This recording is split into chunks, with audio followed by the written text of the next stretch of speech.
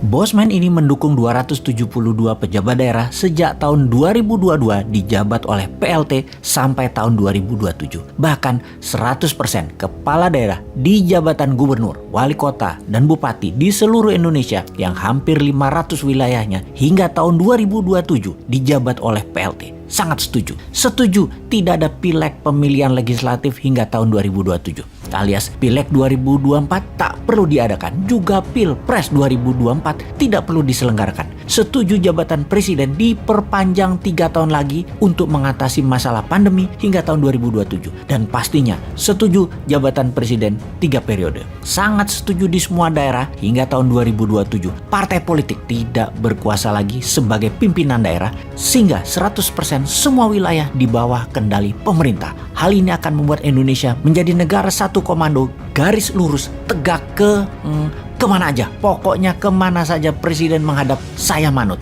Anda orang terbaik, terjujur, dan timnya semuanya terbaik. Tidak ada tim di lingkaran pejabat seperti saat ini yang terbaik sepanjang Indonesia merdeka.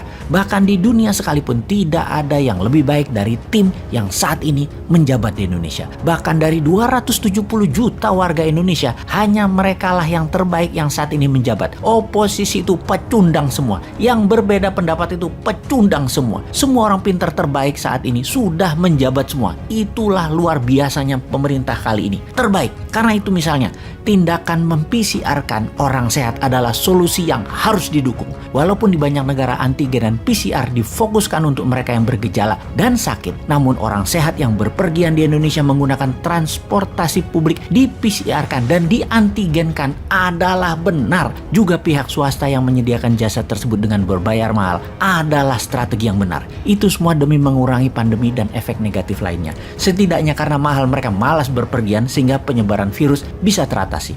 Untuk itu, booster seri 3 dan seri 4 segera disiapkan setiap 1 tahun ke depannya. Sebagaimana Bosman katakan sejak tahun 2020 di mana hal ini penyuntikan vaksin berseri sesuai dengan rencana untuk menyehatkan masyarakat sampai akhir jabatan 2032. Hal ini akan terus dan segera dilaksanakan. Keputusan tegas presiden membatasi ekspor bahan mentah aneka tambang adalah sangat jenius. Eropa panik, dunia panik akan ketegasan ini dan membuat dunia takluk di bawah Indonesia kendali atas bahan mentah yang harus disegerakan menjadi bahan jadi. Bahkan ketika kebijakan 100% larangan ekspor batu bara, di mana negara utara Indonesia marah semua seperti Jepang, Filipina, Korea Selatan, Tiongkok, adalah langkah heroik presiden. Hal ini sangat kami dukung. Bahkan ketika dibuka lagi batu bara untuk negara sahabat kakak tertua, batu baranya Indonesia harus bisa kembali ekspor lagi untuk mereka.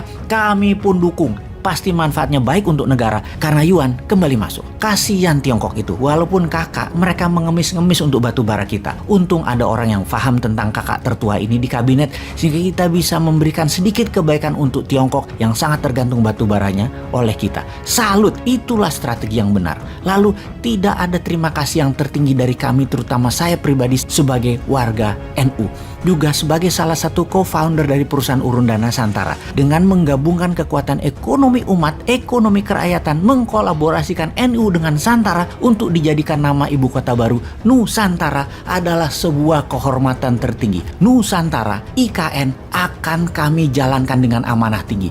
Dulu kami pernah meminta ke Sultan Jogja untuk mendapatkan sekeping lahan 2000 hektar Sultan Ground, di mana di wilayah ini kita akan jadikan seperti Hong Kong, City of London atau City of Venesia, di mana waktu itu kita akan membuat City of Mataram yang punya sistem keuangan dan administrasi berbasis blockchain dan lain sebagainya sebagai contoh negeri Wakanda yang baru dan nyata. Salah satunya kita akan menggunakan e-rupiah berbasis gold di City of Mataram tersebut. Akhirnya impian itu pun oleh Bapak Presiden dikabulkan walaupun dipindahkan tempatnya ke Kalimantan Timur, di wilayah yang lebih besar dari wilayah Sultan Groundnya Jogja, alhamdulillah, yaitu wilayah Kalimantan Timur Penajam.